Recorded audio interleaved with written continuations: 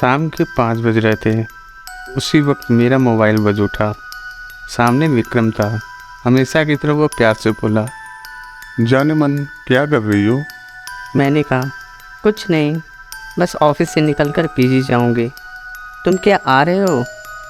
और सामने से जो सुना उस पर तो विश्वास ही नहीं हुआ। विक्रम बोला, जान पैकिंग कर लो, हम घूमने जा रहे हैं। आज फ्राइडे है, मंडे भी ऑफ है और ट्यूसडे की मैं छुट्टी ले लूँगा। तुम बस पैकिंग करो और रास्ते के लिए कुछ खाना पैक करवा लेना, मैं जल्दी पहुँचता हूँ। विक्रम भी ना सरप्राइज कर देता है कभी कभी। पिछले 1 महीने से इसी बात पर हमारी बहस चल रही थी। मैं उसे कह रही थी, लॉन्ग वीकेंड आ रहा है, प्लान बनाओ, पर उसने अपने घर जाने की रट लगा रखी थी। हम दोनों ही गुड़गांव में जॉब करते थे, अलग अलग पीजी में रहते थे, हफ्ते में 3 या 4 बार मिलते थे, पर वीकेंड पर विक्रम घर जाना ज़रूरी था। उसके पेरेंट्स उसका रास्ता देख रहे थे। मेरा अपना कहने वाला कोई नहीं था इस दुनिया में। मेरे चाचा बचपन में पाल दिया, पढ़ा लिखा दिया। अब जब वो नहीं रहे तो मैं उनकी फैमिली में एक अवांछनीय सदस्य हो गई। इसलिए 2 साल से पीजी में रह रही हूँ। यही विक्रम से मुलाकात हुई और जब मुलाकातें प्यार में बदल गई, पता ही नहीं चला। हम दोनों उम्र के 30% देख चुके थे। अब हमारे प्यार में लड़कपन नहीं था, एक गंभीरता थी। पर हम दोनों एक साथ लिव इन में रहने की हिम्मत न जुटा पाए। खैर, यह तो हुई परिचय। अब अपनी कहानी पे आती हो। उस दिन जैसे मेरे पैरों में पंख लग गए थे। मैं खुशी सी थी। विक्रम के साथ इतने दिन बिताने की कल्पना से ही मैं सिहर उठी थी। मैं जल्दी से सब ज़रूरी चीज़ें पैक की, अपने वीकेंड शूज कसे और रेडी थी। तभी फ़ोन पर मिस कॉल यानी विक्रम आ गया। मैंने जल्दी ही सामान गाड़ी में रखा और बैठते ही विक्रम को चूम लिया। वह भी खुश हो गया। उसने कहा, रूपीन बी रेडी, हम इंजॉय करेंगे। हम पूरी रात ड्राइव करते रहे और जब सुबह की पहली किरण उदित हुई, हम उत्तराखंड के एक छोटे से हिल स्टेशन पर पहुंचे थे। वहाँ हमने थोड़ा घूम घाम कर देखा। हमें रहने के लिए नदी किनारे एक शांत सी कॉटेज मिल गई। रूम बहुत बढ़िया था, बड़ी बड़ी खिड़कियाँ और सामने खूबसूरत नदी।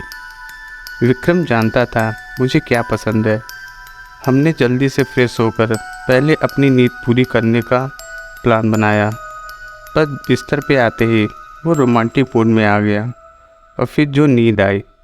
मेरी नींद 3 बजे के लगभग खुली। विक्रम अभी भी सो ही रहा था। मैं उठकर कपड़े पहन और खाने के लिए कुछ ढूंढने लगी। तभी मुझे लगा जैसे कोई गुनगुना रहा है। मैंने दरवाज़ा खोला तो लॉबी के आखिरी हिस्से में बड़ी सी खिड़की पर एक लड़की अपना सर टिकाए खोई सी गुनगुना रही थी। उसकी पीठ मेरी ओर थी और उसके बाल घुंघराले, बिखरे हुए, स्याही काले। मुझे लगा यह कोई और भी है। चलो अच्छा है, साथ में कोई और उम्र का। ट्रैकिंग पे मज़ा आएगा। तभी विक्रम ने मुझे आवाज़ दी, जान कहाँ गई? और तभी उस लड़की ने मुड़कर मुझे देखा। वह बहुत ज़्यादा गोरी थी। मुझे देखकर वो मुस्कुरा दी। मैं भी मुस्कुराकर उसका स्वागत किया। हम तैयार होकर लगभग 4 बजे के करीब कस्बे की ओर निकले। मैं और विक्रम दोनों भूख से परेशान थे।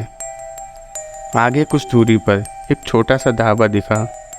वहाँ हमने चाय और आलू के पराठे खाए। ढाबे का मालिक एक बुढ़ा सा आदमी था। वो कहने लगा, आप लोग कहाँ रुके हो? हम लंच बॉक्स वहाँ भिजवा सकते हैं। पर हमने बताया हम कहाँ रुके हैं तो उस बुढ़े और ढाबे पे 2-3 लोगों की आंखें फैल गई। वो कुछ बोला नहीं, पर कानाफूस से होने लगी थी। मुझे थोड़ा अजीब लगा, पर हम उस वक्त वहाँ से निकलकर नीचे बाज़ार की तरफ घूमने गए। आते वक्त रात का खाना पैक करवा हम कोई 7 बजे के लगभग कॉटेज पहुँचे। मैंने गेट पर सीबू मिल गया। कॉटेज का केयर टेकर था। उसने बताया यहाँ सिर्फ ब्रेकफास्ट और चाय मिलती है, पर पीछे की तरफ एक किचन है जहाँ आप खुद खाना बना सकते हैं। विक्रम उससे आसपास घूमने की जगह पूछने लगा और मैं रूम की तरफ बढ़ चली। लॉबी वो पहुँचते ही मुझे ठंडी हवा का एहसास हुआ। मैं चाबी अभी की होल में लगा ही रही थी। मुझे साथ के कमरे में धीमी संगीत की आवाज़ बहुत ही मधुर और उदास से मुझे अचानक वो लड़की याद आ गई। पीछे पीछे विक्रम था। वो कहने लगा, अंदर चलो, यहाँ क्यों खड़ी हो, एक राउंड और हो जाए। उसकी आंखों में शरारत थी। मैं बस उसकी आंखों में खो गई। उसे दीवानों की तरह प्यार करती थी। मेरे लिए सिर्फ वही था। उसका प्यार जिस शर्त पे मिले मुझे मंजूर था। उस रात मैं बहुत सुकून से थी, विक्रम की बाहों में। बाहर किस पहर बारिश शुरू हो गई, पता ही नहीं चला। मुझे प्यास लगी। फ़ोन उठाकर देखा तो रात के 2 बज रहे थे। बारिश की झिमझिम और रात का सन्नाटा अलग ही दुनिया सा लग रहा था। मैंने विक्रम को देखा। वो छोटी बच्चों की तरह सो रहा था। मैंने उठकर खिड़की खोली और बारिश की बूंदों को अपने चेहरे पर महसूस करने लगी। तभी साथ वाले रूम में किसी के रोने की आवाज़ आने लगी। कोई आदमी ज़ोर ज़ोर से बोल रहा था और कोई लड़की रो रही थी। उसकी आवाज़ स्पष्ट नहीं थी, जैसे दबी दबी सी थी। खिड़की बंद करने की आवाज़ से विक्रम भी उठ बैठा और कहने लगा, रूबीन, तुम रात को खिड़की खोल रही हो। यहाँ कॉटेज नदी के पास है, जंगली जानवर भी आ सकते हैं। मैंने तब दिन में मिलने वाले वो बिखरे बालों वाली लड़की का जिक्र किया। मेरा ख्याल था वो कोई विदेशी है। विक्रम बोला, उन्हें छोड़ो, कल तुम्हें वाटरफॉल पर ले जाऊंगा।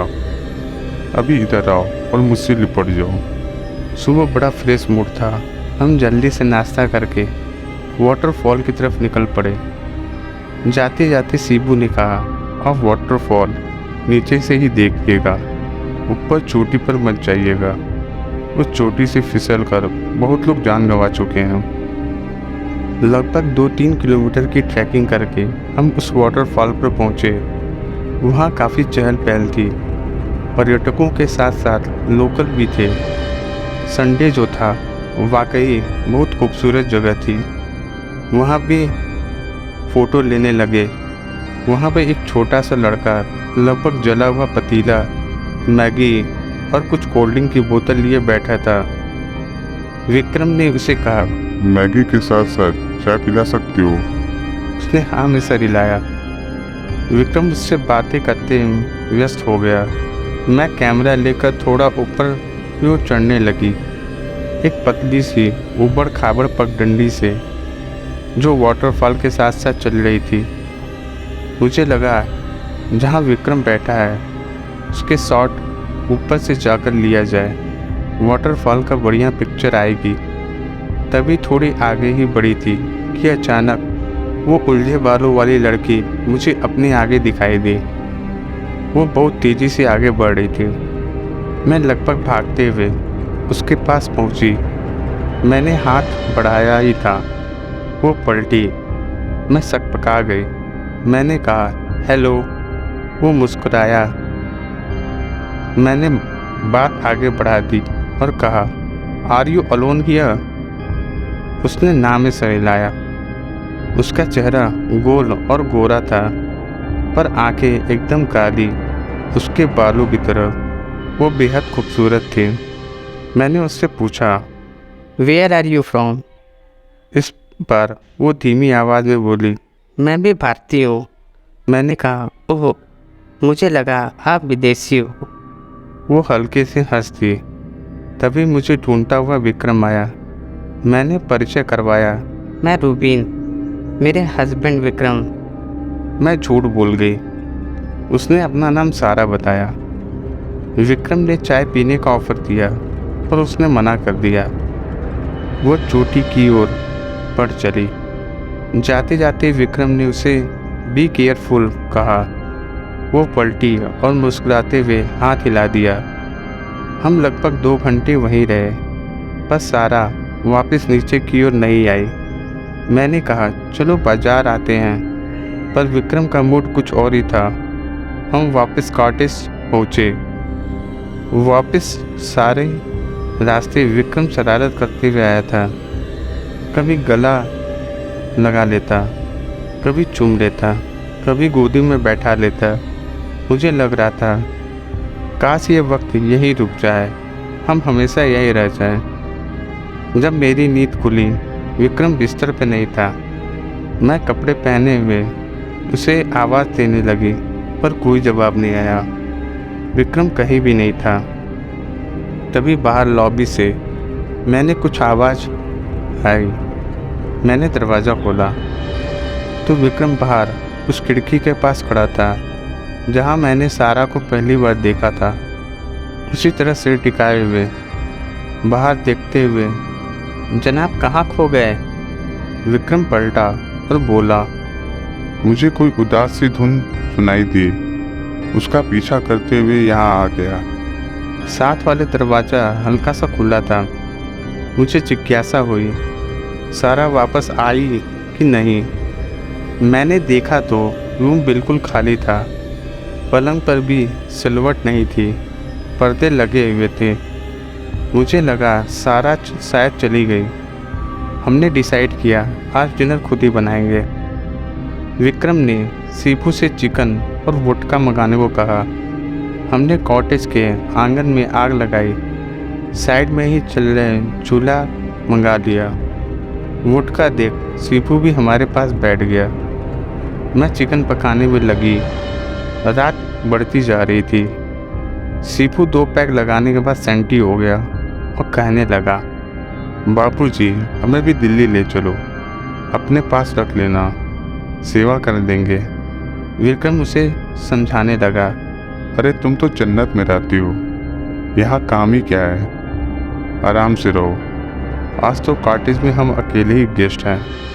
सीपू ने कहा, साहब पिछले कुछ महीने से आप ही अकेले गेस्ट हो।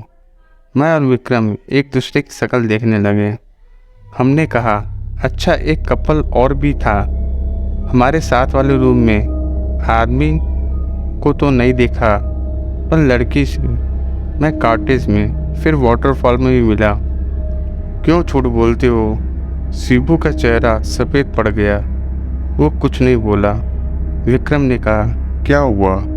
सीपू अपना गला साफ करते हुए बोला, साहब मैं अपनी माँ की कसम खाता हूँ, आप यहाँ अकेले ही गेस्ट हो। आप आ गए, नहीं तो मैं खुद अपने गांव जाने वाला था। मैंने कहा, फिर वो लड़की कौन थी, कहाँ से आई? सीबू ने बताया, इस कॉटेज के बारे में बहुत कहानियाँ फैली हुई हैं। यह बहुत पहले अंग्रेज़ों के ज़माने में किसी साहब बहादुर का घर था और यहाँ कुछ मौतें भी हुई थी। तब से आसपास के लोग यहाँ आवाज़ें सुनने हैं, कभी कोई उदास सी धुन, कभी लड़की की गाने की, कभी रोने के। मेरा यह सुनकर खून जम गया, पर सीबू हमें सांत्वना देते हुए बोला, साहब मैंने तो आज तक ऐसा कुछ नहीं देखा, नहीं सुना। मैं तो रोज़ यही रहता हूँ, कभी कुछ नहीं देखा। डिनर जैसे तैसे निपटा के हम दोनों रूम में आ गए। विक्रम मुझे ढाढ़स बंधाते हुए बोला, चर्सी है, कहाँ इसकी बातों में आ रही हो? पर अंदर से वो डरा हुआ भी था। वोडका उतर चुकी थी और नींद भाग गई थी। मैं और विक्रम इधर उधर की बातें करते हुए टाइम बिता रहे थे। रात के 10 बज गए थे। बारिश शुरू हो गई थी। उसने माहौल को और बोझिल बना दिया। बातें करते करते हम कब सो गए पता ही नहीं लगा। रात के किसी वक्त मुझे लगा जैसे मेरे ऊपर कोई झुका हुआ है। मैंने देखा तो सारा थी। सारा कंधे से पकड़कर मुझे उठा रही थी। मेरा नाम बार बार पुकार रही थी। उसकी आवाज़ किसी कुएं से आती हुई लग रही थी। मैं हड़बड़ाकर उठी। सारा मेरा हाथ पकड़कर मुझे खींचती हुई अपने साथ ले जाने लगी। डर के मारे मेरे गले से आवाज़ नहीं निकल रही थी। मैंने पीछे मुड़कर देखा, विक्रम बिस्तर पर ही था। सारा मुझे साथ वाले कमरे में ले गए। उस कमरे की शक्ल ही बदल गई थी। हॉल के एक कोने में बड़ी सी चेयर पर एक अंग्रेज रोबिल से आदमी बैठा हुआ था। वायलिन बजा रहा था। उदास धुन, उसकी आंखें बंद थी। सारा उसके पैरों पर जा गिरी और वो रोने लगी। सारा ने उसका हाथ अपने हाथ में लिया और कहने लगी, please Albert, don't go, don't leave me. पर उस आदमी पे कोई फर्क नहीं पड़ रहा था। सारा का चेहरा लाल हो गया था। अचानक वो आदमी खड़ा हुआ और मेरी ओर बढ़ने लगा। मैं जड़ गई थी, जैसे मेरी आंखें के सामने कोई पिक्चर चल रही थी। तभी सारा के हाथ में न जाने कहाँ से बंदूक आ गई। सारा फिर बोली, अल्बर्ट स्टॉप। पर वो आदमी आगे बढ़ता ही जा रहा था और फिर एक धमाका और ढेर सारा धुआं, और तब पहली बार मेरे गले से चीख निकली। विक्रम और सिब्बू भागते हुए मेरे पास आए। मैं उस कमरे में जड़ खड़ी हुई थी और लगातार चीखते जा रही थी। वहाँ कुछ भी नहीं था। विक्रम मुझे उठाकर अपने कमरे में ले गया, मुझे पानी पिलाया। मैं पसीने से भींगी हुई थी। वो बार बार मुझसे पूछ रहा था, क्या हुआ, क्या हुआ? पर मैं कुछ नहीं बता पा रही थी। फिर कब मैं बेहोश हो गई पता ही नहीं लगा। जब मेरी आंखें खुली, सवेरा हो गया था। विक्रम परेशान सा मेरे सिरहाने बैठा हुआ था। रूम के दूसरे कोने में सिब्बू दीवार से सर लगाकर ऊँग रहा था। मैंने उठने की कोशिश की तो विक्रम ने मेरी मदद की। ऐसा लग रहा था जैसे मैं सदियों से बीमार हूँ। बहुत कमजोरी सी लग रही थी। शिबू को विक्रम ने काफ़ी बनाकर लाने को कहा। फिर मुझे बाहों में भरते हुए कहा, क्या हुआ था रूबिन, तुम रात में वहाँ क्यों चली गई थी? मैंने सारा की सारी बात बता दी। विक्रम सुनकर सन्न रह गया। उसने जैसे जैसे पैकिंग की, मुझे सहारा देकर तैयार करवाया और हम निकल पड़े कॉटेज से। जैसे जैसे हम दूर जा रहे थे, मेरे शरीर में वैसे जान आती जा रही थी। हम बाजार में पहुंच गए। विक्रम ने उस छोटे से ढाबे पर गाड़ी रोक दी। वो बुढ़ा चाय बना लिया और विक्रम और मेरी सफ़ेद शक्ल देखकर वो बोला, साहब, हम तो पहले ही दिन आपको बताने वाले थे, पर शहर के लोग ऐसी बातों को कहाँ मानते हो। फिर जो उसने कहानी सुनाई वो इस प्रकार थी। यह बात उस जमाने की है जब अंग्रेज़ भारत छोड़कर जाने वाले थे। यह कॉटेज अंग्रेज़ अफसर अल्बर्ट कैथ की थी। उसकी फैमिली इंग्लैंड में लगभग 40 साल का हट्टा कट्टा आदमी था। कुछ साल पहले वो बंगाल से एक इंडो इंडियन लड़की सारा को अपने साथ ले आया था। वह बेचारी उससे बहुत प्यार करती थी, पर जब अंग्रेज़ भारत छोड़कर जाने लगे तो अल्बर्ट सारा को छोड़कर जाने लगा। उसे वो साथ कैसे ले जाता? इंग्लैंड में उसकी बीवी और 4 बच्चे थे। सारा सारी जिंदगी जिसे प्यार समझ रही थी, वो तो बस मन बहलावा था। उसने बहुत कोशिश की अल्बर्ट न जाए, पर वो ना माना और फिर सारा ने उसे गोली मार दी और खुद वाटरफॉल में छलांग मारकर आत्महत्या कर ली। तब से ही उसकी आत्मा भटक रही है। मैं सारे रास्ते यही सोचती हुई आई, क्यों सारा ने मुझे चुना?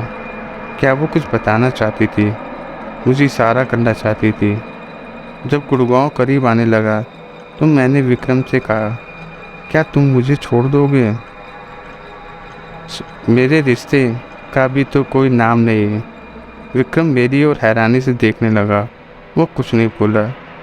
जिंदगी वापस आकर फिर बिजी हो गई और एक शाम मेरा फ़ोन बजा। हेलो जानेमन, रेडी हो जाओ, मेरे मम्मी पापा आ रहे हैं। उलझे बालों वाली लड़की ने मेरी ज़िंदगी सुलझा दी थी। तो दोस्तों, ये कहानी आपको कैसी लगी? अगर अच्छी लगी हो तो कृपया इस वीडियो को लाइक कर दें, और अगर चैनल पर नए हों तो चैनल को सब्सक्राइब कर दें। धन्यवाद।